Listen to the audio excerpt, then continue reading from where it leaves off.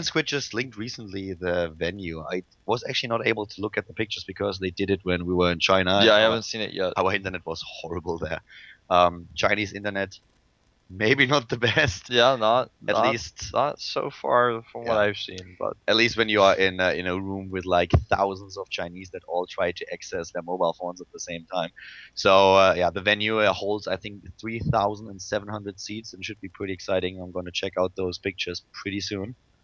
And well, here we go with game number 2. Starting to the top right of the map, we have in blue Ziktomini with his overlord here, starting for the Western Wolves. He's down a game already against his opponent on Daybreak. Starting to the bottom left, we have MTW's Dimaga. Yep, this is a good position for Dimaga to be in. In this best of 3, he's ahead. And as such, he may try to do something a little bit risky in this game. Maybe, he's known for aggression. He may even be super aggressive in game number 2 to try to end the game early and just take that 2-0 win. Yeah, so far no early pull or nothing like it. We have both of them on 10 supply with the Overlord on 9, so no big surprises here. Could also just be that both of them are heading into the expansion at 15. We're going to find out pretty soon.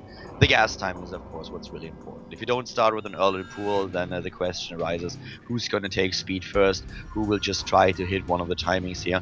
And it might be Dimaga here. Ziktomini, the pressure's on him now. Yeah, for sure. He's definitely going to be the one who has to be the innovator in this match. He's going to have to take the lead. I think we're going to see Roach play this time, though. No mutas. Not on Daybreak. We could see one player go for it, and we have seen that in the past on this map, but after what we saw last game, I think Dimaga is probably not going to go mutas because he's already done that one game.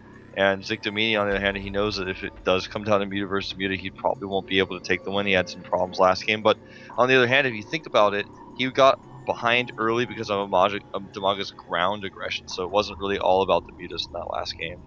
Yeah, right, exactly. The early aggression from Dimaga, especially when he was able to land those banelings hit in the economy line of Ziktomini, that really helped him and gave him a lead.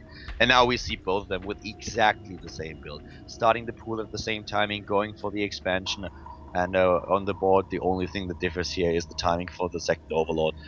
Sorry, the third one, but besides that, everything is completely the same. And we have now on the bottom of the ramp, you might have seen this on screen, we have now the unbuildable plates. Apparently they didn't want to call those guys rocks. Yeah. I wonder why. Well, I don't.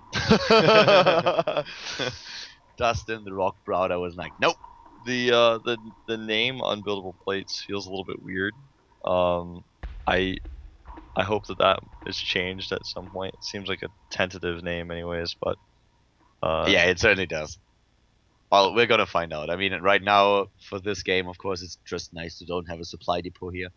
I always feel violated as a Zerg player when I get my expansion on a map like this, and then at the bottom you have the supply depot from a Terran player.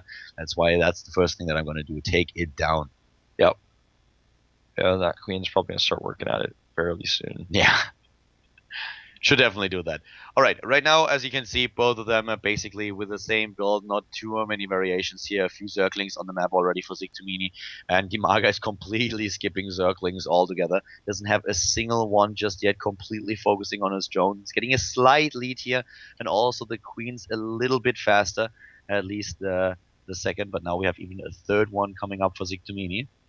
Really nice scouting there for Ziktomini, getting in there and trying to see if there was a fast Baneling Nest.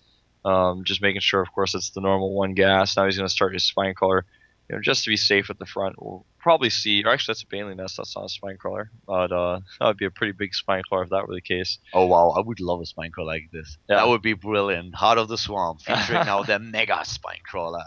4 times as big, 4 times the damage. Yeah, but this Baneling Nest positioning here is pretty cool because it's so big, it actually could make a wall. Man, think about that.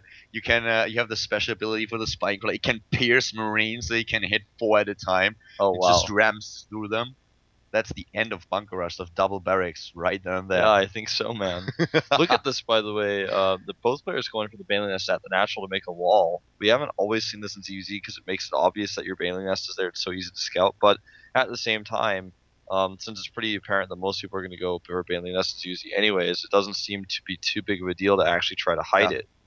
Ziktomini once again, by the way, with the early attack, going straight into Lair here, while Dimaga is now getting another spine crawler. We have the Zerg player for MTW at the bottom left, of course, and now also starting the lair. But you can see on the production tab that he is already quite a bit behind.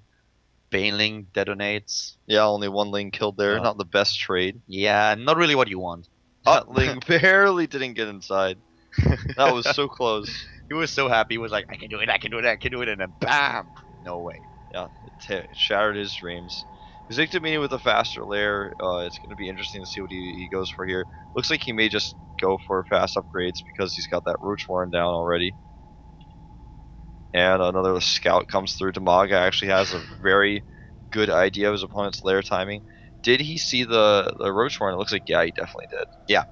We saw the Roach Warren, and now we have for Ziktomini a little bit of a change in strategy, as we already pointed out on this map. Mutalisk not always the first choice. Ziktomini is going into the infestation pit. Dimaga, on the other hand, what is he going to do? Still has a lot of gas. His lair tech is a little bit later, therefore he has all the gas still available, and he will use it pretty soon. And there it is, going for the Spire tech. Yep, really great denial here. The problem for Dimaga right now is actually when the Spire has been scouted. I don't think that he has to cancel, no, but still, that's of course really annoying for him right now. He tries to force the cancel here. He has to? Oh my god, that was intense. I would have cancelled, to be honest with you. I would have been too scared. Wow, Dimaga with the balls of steel here. The thing is though, his Mutalisks will be out when we not only have pathogen glands, but also the first infestors in the game. He's definitely going to have supporters since he's seen this already. And you know what's funny about that cancel choice is if you cancel it, you've basically lost it. Anyways, you get the resources back, but you can't remake that. In a situation like this, it's all about the timing. And that was a really risky choice by Dimaga, though, to not cancel. Nice micro here, trying to dance around the hatchery and force the cancel himself, but he doesn't quite have enough damage output. If he targets on the hatch of those Banes, he could get it, but it's just not going to be worth the trade. Yeah, and he decides to just fall back because there would have been a cancel by Ziktomini. So Dimaga in a bit of a peculiar position right now. On the other hand, he has a lot of Zerglings, and now the Banelings come in, and those Roaches are out of luck. Yeah, the Roaches down here to the south are out of luck. The Roaches to the top, though, are getting some good hits on those Banelings. Now he has to pull them back. Ziktomini is once again falling a little behind. Dimaga now with 9 Mutalisks queued up at his third base. Well, can Kiss... Yeah, it's definitely going to need to be cancelled here. Oh, he didn't cancel that. That was a big problem. That's going to be resources lost, and that was a bit surprising, to be honest. I didn't expect that at all. And now if you just look at the minimap, we have Dimaga with the third base already up, and he has those 2 extractors ready, so he has a lot of gas mining. Yeah. He has an advantage over Ziktomini.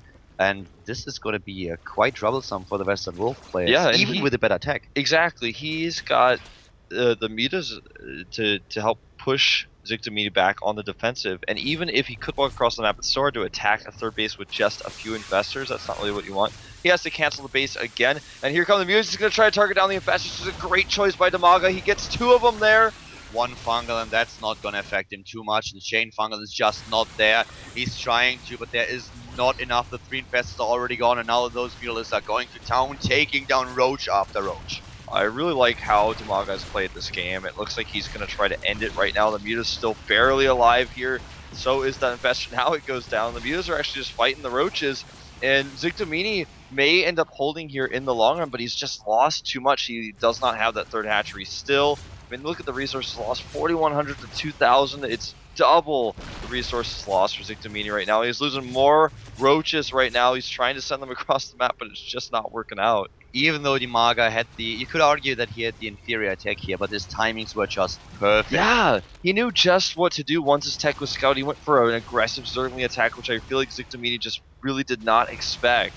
And now we have the Mutalisk still going to town here, taking down Roach after Roach. He has a huge supply lead. The third base is up, which is so important. He's going for Roach and Infestor now on his own. And this is just going to turn into a numbers game. And with the economy that Dimaga has, I don't think that Ziktomini can really contest this force of Dimaga. Yeah, I don't think so. He's definitely not going to be able to hit his third base, that's for sure. Not with all the DPS that are in these units.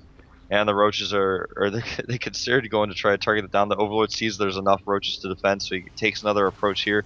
Roach speed almost done for Dimaga right now. It's going to allow him to be very aggressive. Remember though, Ziktomini does have +1 on his own Roaches, and that's going to help him here. But like you said, this is more about the numbers game.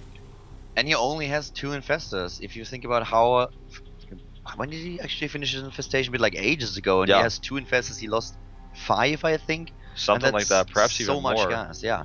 And now 6 infestors coming up for Dimaga. He's doubling his opponent's supply, moving in now with the Mutalisk once again, pressuring immediately every single infestor that is in the army of Ziktomini, and I feel like Ziktomini has to GG out. Yeah, he may very well have to here. Dimaga with roach speed, and +1's finished for him now, so he doesn't have that upgrade disadvantage anymore. There goes the infestor. Here we'll go down the third base, and that is it. GG. Game over, and Dimaga takes it. The Heart of the Swarm show match with a quick 2-0.